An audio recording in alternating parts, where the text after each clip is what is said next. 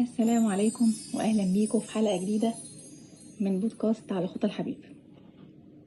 هنتكلم النهاردة عن نداء السماء الاول.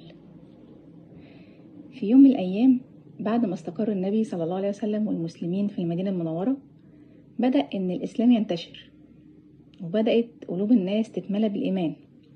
وبعد بناء المسجد النبوي المسلمين كانوا بيجتمعوا فيه طبعا عشان يصلوا مع النبي صلى الله عليه وسلم الصلوات الخمسة.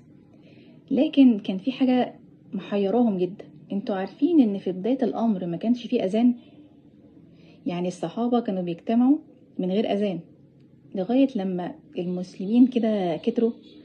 فالنبي صلى الله عليه وسلم جمع الصحابة وبدأ ان هو يستشيرهم، قال لهم احنا عايزين نجمع الناس للصلاة، نجمعهم ازاي؟ فواحد من الصحابة قال له ممكن نضع راية في الطريق فإذا رآه المسلمون علموا أنه وقت الصلاة قد دخل. يعني يحط زي علم أبيض، أي علم كده، واللي يشوفه يعرف إن ده وقت الصلاة. وبيبدأوا إن هم يجمعوا بعض وييجوا يصلوا. فالنبي صلى الله عليه وسلم قال لا، يعني مش هتنفع. فالمهم راجل تاني من الصحابة قال للرسول صلى الله عليه وسلم نجمعهم بالبوق بتاع اليهود، اللي هو بيبقى عامل زي زمارة كبيرة كده. فسيدنا محمد صلى الله عليه وسلم قال لا، يعني هذا من أمر اليهود. فقال راجل تالت من الصحابة نجمعهم بالناقوس بتاع النصارى، اللي هو جرس كده ونضربه فالناس تسمع الجرس فيجتمعوا للصلاة. فسيدنا محمد برضو قال لا، هذا من أمر النصارى. يعني بجد الموضوع فعلا، تخيلوا لو انتوا موجودين الفكرة اللي هو فعلا هنجمع بعض للصلاة ازاي، يعني تحس انت كأنك حاسس بيهم كده. طبعا المشورة طالت جدا، فعشان النبي صلى الله عليه وسلم ما يطولش عليهم وافق على الناقوس بتاع النصارى، بس يعني وهو يعني مش مبسوط. طبعا سيدنا محمد صلى الله عليه وسلم هو اجتهاد بشري، لان مفيش اصلا وحي نزل يا جماعة. يعني مفيش وحي نزل من السماء يقول ان النبي يقول للنبي صلى الله عليه وسلم قول الفاظ الاذان مثلا وجمع الناس وكده.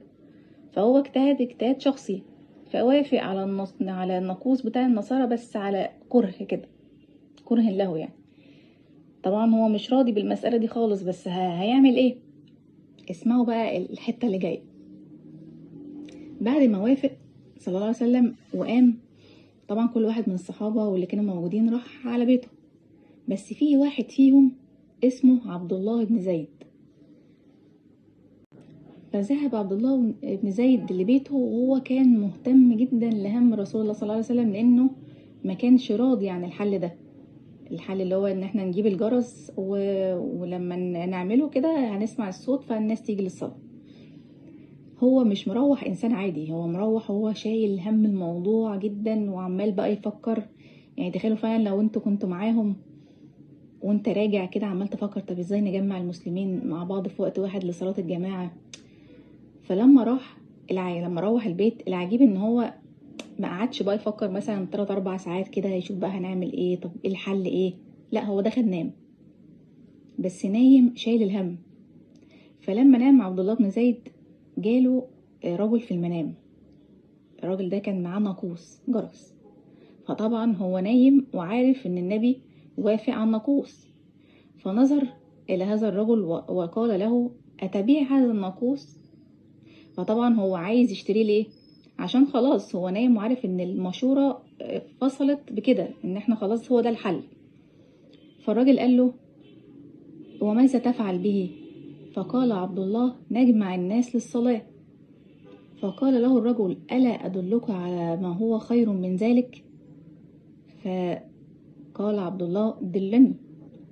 قال إذا أردت أن تجمع الناس للصلاة فقل الله أكبر الله أكبر الله أكبر الله أكبر، أشهد أن لا إله إلا الله أشهد أن لا إله إلا الله أشهد أن محمدا رسول الله أشهد أن محمدا رسول الله، حي على الصلاة حي على الصلاة حي على الفلاح حي على الفلاح، الله أكبر الله أكبر لا إله إلا الله.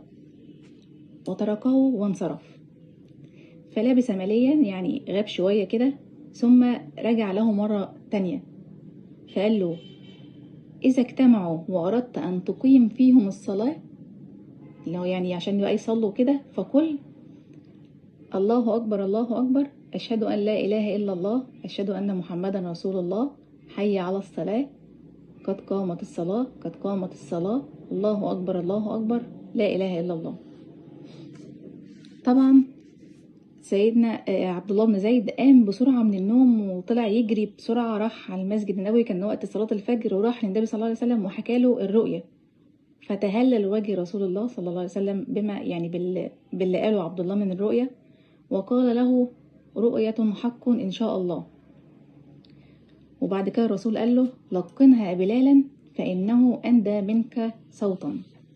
طبعا عبد الله بقى ما زعلش وقال انا اللي شفت الرؤية، لا انا اللي المفروض اولى ان انا اقول الاذان، لا احنا عامة امة التخصصات، يعني سيدنا بلال كان الاذان معروف، وسيدنا زيد يعني هنعرف بعد كده ان هو كان ليه دور عظيم جدا في جمع القرآن والميراث، كان يعني شاطر جدا في الموضوع ده. فانتم متخيلين مشهد بلال رضي الله عنه طبعا وقف على سطح المسجد او على جدار مرتفع، يعني بيرفع ايده للسماء وياخد نفس عميق وينطلق صوته القوي الجميل الله اكبر الله اكبر. فطبعا اهتزت ارجاء المدينة بصوته الجميل، الناس في بيوتهم وقفوا فجأة باصين للسماء، ايه الصوت الجميل ده، ايه ده؟ فطبعا الناس كلها خرجت من بيوتها بسرعة، طبعا جايين جري ناحية المسجد، كأن المدينة كلها ماشية على نغمة واحدة، كله رايح للمسجد. وفي اللحظة دي سمع عمر بن الخطاب رضي الله عنه الأذان، فخرج مسرعا حتى وصل إلى النبي صلى الله عليه وسلم وهو يقول يا رسول الله والذي بعثك بالحق لقد رأيت مثل الذي رأى. فقال النبي صلى الله عليه وسلم فلله الحمد إنها رؤية حق. ومن يوميها صار الأذان نداء للمسلمين للصلاة 5 مرات في اليوم في كل أرض وبلد، بيذكرنا بوحدانية الله وبحب النبي صلى الله عليه وسلم وبإن الصلاة راحة للقلوب. أقول لكم على سر صغير، عارفين أول صوت أذان سمعه النبي صلى الله عليه وسلم كان صوت بلال رضي الله عنه، وكان النبي بيبكي من شدة جماله وتأثره، وكان دايما يقول له أرحنا بها يا بلال، يعني ريحنا بالصلاة وصوتك الحلو وانت بتقول الأذان.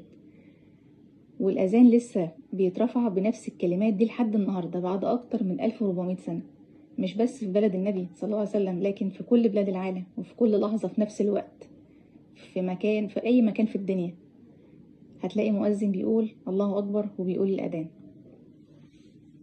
ومن أول يوم للأذان لحد النهاردة هي نفس الكلمات نفس النغمة، كأنها رسالة من ربنا بتقول أنا معاكم من أول نداء لحد آخر يوم.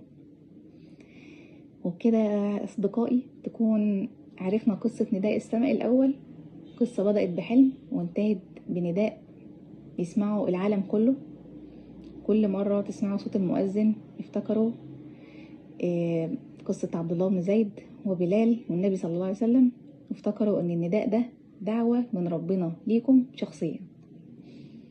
وبكده خلصت حلقتنا النهاردة، واستنوني في حلقة جديدة من بودكاست على خطى الحبيب نكمل فيها سوا الطريق الجميل اللي مشي عليه خير البشر صلى الله عليه وسلم.